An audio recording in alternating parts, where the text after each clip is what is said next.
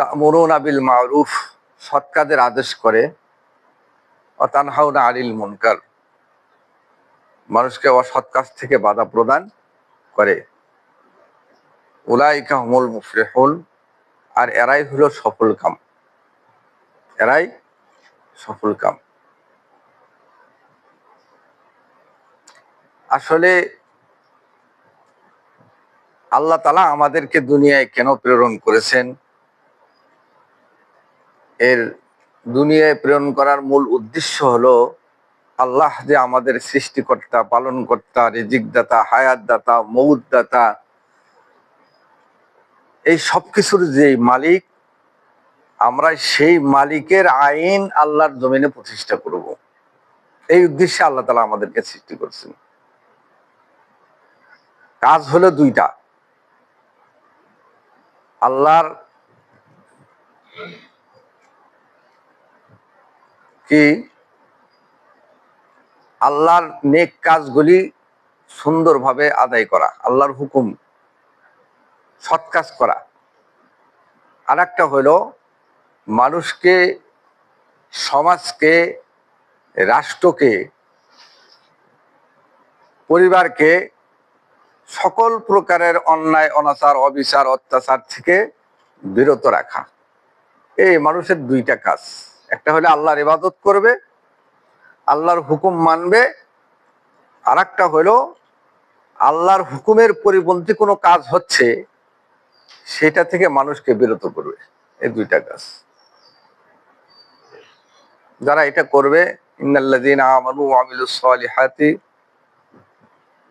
লাহুম জান্নাতুন তাজরি মিন তাহতিহাল আনহার, যারা আল্লাহর উপরে ঈমান আনবে, সৎ কাজ করবে, আল্লাহ তাআলা তাদেরকে এমন একটা জান্নাত দান করবেন যে জান্নাতের তলদেশ দিয়া নহর প্রবাহিত হবে।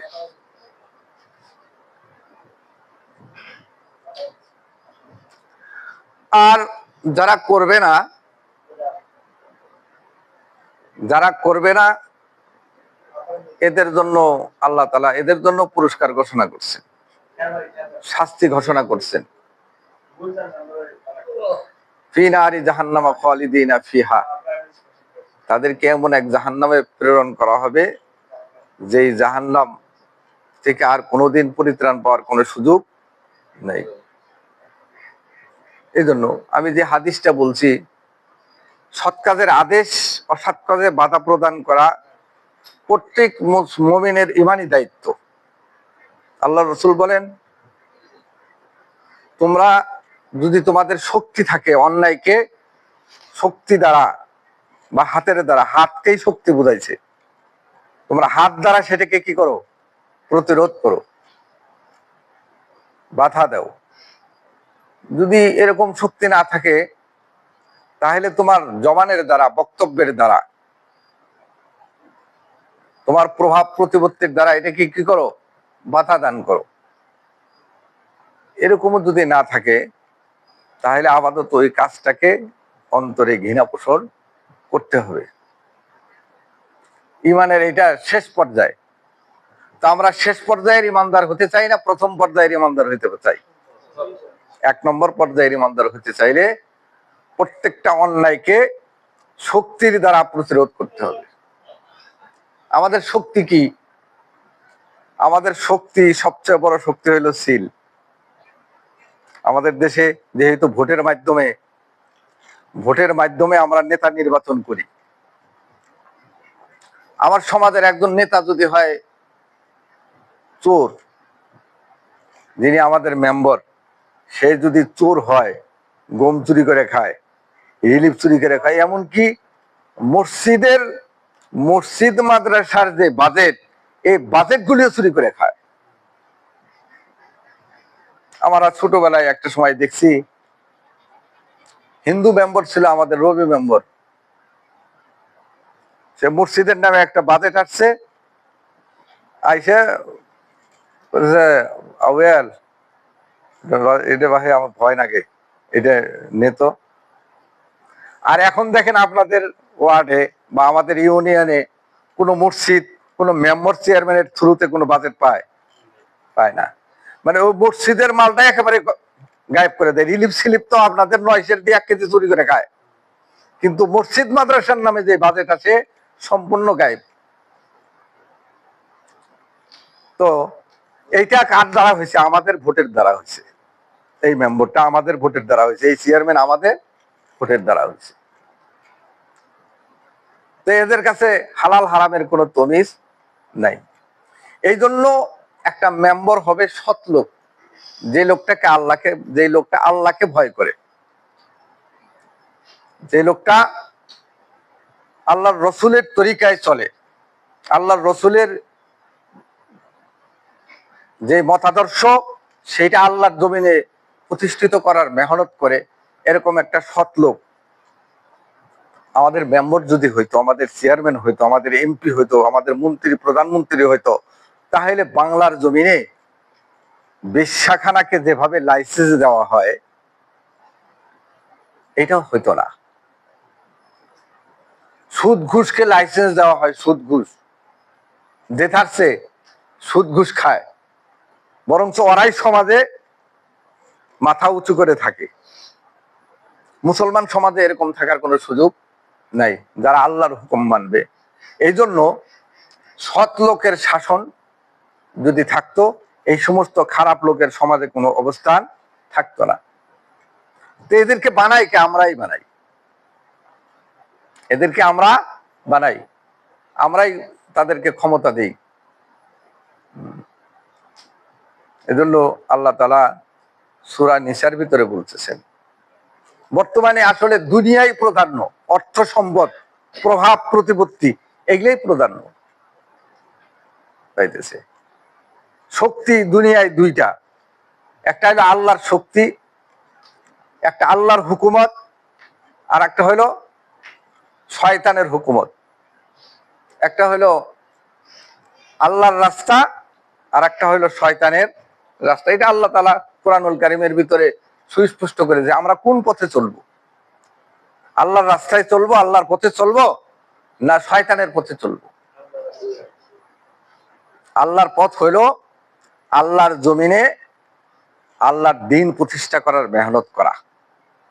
এর বিরুদ্ধে যুগে যুগে শয়তান এবং শয়তানের দলের লোকরা আল্লাহর জমিনে আল্লাহর দ্বীন প্রতিষ্ঠিত হইতে না পারে এর জন্য মেহনত করছে। আর এক শ্রেণীর লোক যারা মার খেয়ে, রক্ত দিয়ে, জীবন দিয়ে, মাল বাড়িঘর সব ত্যাগ করে আল্লাহর জমিনে আল্লাহর দ্বীন প্রতিষ্ঠা করার মেহনত করছে। বিজয়ী তারাই হয়েছে, শয়তানি শক্তি বিজয়ী হইতে পারে নাই। এই জন্য আল্লাহ তাআলা সূরা নিসার ৭৬ নম্বর আয়াতের মধ্যে বলছেন, ওয়াল্লাযীনা আমানু ইউকাতিলুনা ফী সাবিলিল্লাহ, যারা আল্লাহর উপরে ঈমান আনে তারা চায় আল্লাহর দ্বীনকে বিজয়ী করুক। তাদের কাজ হলো আল্লাহর দ্বীনকে আল্লাহর জমিনে বিজয়ী করা। এরা আল্লাহর দ্বীনের বিজয়ের জন্য মেহনত করে। ওয়াল্লাযীনা কাফারু আউলিয়াউহুমুত তাগুত, আর যারা কাফের তারা তাগুতের শক্তিকে প্রতিষ্ঠিত করার জন্য আপ্রাণ চেষ্টা করে। বর্তমানে এই যে অতীত যে সরকারগুলি আমাদের গেল, এগুলা কি ওয়াল্লাযীনা আমানু ইউকাতিলুনা ফী সাবিলিল্লাহর দলের, না ওয়াল্লাযীনা কাফারু আউলিয়াউহুমুত তাগুতের দলের? আপনারা বলেন। তাগুত মানে হলো দুনিয়াদার, দুনিয়ার মসনদ, দুনিয়ার চেয়ার, দুনিয়ার সুখ স্বাচ্ছন্দ্য, দুনিয়ার বিলাসিতার জন্য যারা লড়াই করে, এরাই হলো তাগুত শক্তি। আউলিয়াউহুমুত তাগুত, এরা হলো তাগুত।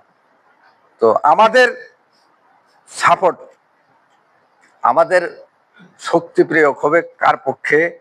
যারা ওয়াল্লাযীনা আমানু ইউকাতিলুনা ফী সাবিলিল্লাহ, যারা আল্লাহর জমিনে আল্লাহর দ্বীনকে প্রতিষ্ঠা করার জন্য কি করে? মেহনত করে। এদের পক্ষে আমরা থাকবো নাকি? না আউলিয়াউহুমুশ শয়তান। এরপরে বলতেছেন ফালইউকাতিল আউলিয়াউহুমুশ শাইতান। কিন্তু শয়তানের রাস্তায় যারা, শয়তানের পথকে যারা মানে বিজয়ী করতে চায়, শয়তানের পথে যারা চলে, এদের শক্তি, শয়তানের শক্তি কি খুবই দুর্বল। ফালইউকাতিল আউলিয়াউহুমুশ শাইতান ইন্না কাইদাশ শাইতানি কানা দাঈফা। শাইতানি কানা দাঈফা। বুঝলে, যারা শয়তানের শক্তিকে, শয়তানের হাতকে শক্তিশালী করতে চায়, শয়তানের রাস্তাকে বিজয় করতে চায়, তোমরা তাদের সাথে কি করো না, যেও না। কারণ শয়তানের চক্রান্ত হলো খুবই দুর্বল, শয়তানের চক্রান্ত খুবই দুর্বল। তাই এখন আমরা সিদ্ধান্ত নেব, আমরা আল্লাহর দলে থাকবো না শয়তানের দলে থাকবো। তো আল্লাহর জমিনে আল্লাহর দ্বীন প্রতিষ্ঠা করার জন্য বাংলাদেশ জামাতে ইসলামী বিশাল এক রক্তের সাগর পাড়ি দিয়ে এ যাবত আপনাদের সামনে এ পর্যন্ত এসেছে। বাংলাদেশ জামাতে ইসলামীর লক্ষ্য উদ্দেশ্য হলো কিভাবে বাংলার জমিনে আল্লাহর দ্বীন প্রতিষ্ঠা হয়, ন্যায় ইনসাফ প্রতিষ্ঠা হয়, অধিকার হারা মানুষগুলি তাদের অধিকার ফিরে পায়, বঞ্চিত লাঞ্ছিত মানুষগুলি জালেমের হাত থেকে নিস্তার পায় এবং শান্তিতে নিঃশ্বাস নিতে পারে। এই লক্ষ্যে বাংলাদেশ জামাতে ইসলামী নিরলসভাবে কাজ করছে। আমরা এই বাংলাদেশ জামাতে ইসলামীকে সামনে আমাদের দেশের রাষ্ট্রীয় ক্ষমতায় নিয়ে আসার জন্য চেষ্টা করতেছি। যদি আপনারা সহযোগিতা করেন তাহলেই সম্ভব। ইনশাল্লাহ আমরা সারা দেশে যেভাবে সারা পাচ্ছি, সবাই বলতেছে হুজুর জামাতে ইসলামী ইনশাল্লাহ এবার ক্ষমতায় আসবে। আপনারাও যদি সেইভাবে আমাদের সাথে সহযোগিতা করেন, ইনশাল্লাহ আমরা আগামীতে একটা সুন্দর কোরআন দ্বারা পরিচালিত এক রাষ্ট্র আপনাদেরকে উপহার দিতে চাই, যেই রাষ্ট্রে ন্যায় ইনসাফ প্রতিষ্ঠা হবে, অধিকারহীনদের অধিকার আদায় হবে, আশ্রয়হীনদের আশ্রয় পাবে, দুর্বলরা শক্তিশালী হবে আর শক্তিশালীরা পরাভূত হবে। যারা অন্যায়ভাবে শক্তিশালী হয়েছে, যারা তাগুদের শক্তিতে শক্তিশালী হয়েছে, তাদের শক্তিকে দুর্বল করা হবে। এইটাই হলো কোরআনের ভাষ্য, এটাই হলো কোরআনের বাস্তবতা, এটাই হলো কোরআনী আইনের মূল লক্ষ্য। আল্লাহ তাআলা আমাদের প্রত্যেককে তৌফিক দান করেন। ওমা তৌফিক ইল্লা বিল্লাহ, ওয়া মা আলাইনা ইল্লাল বালাগ।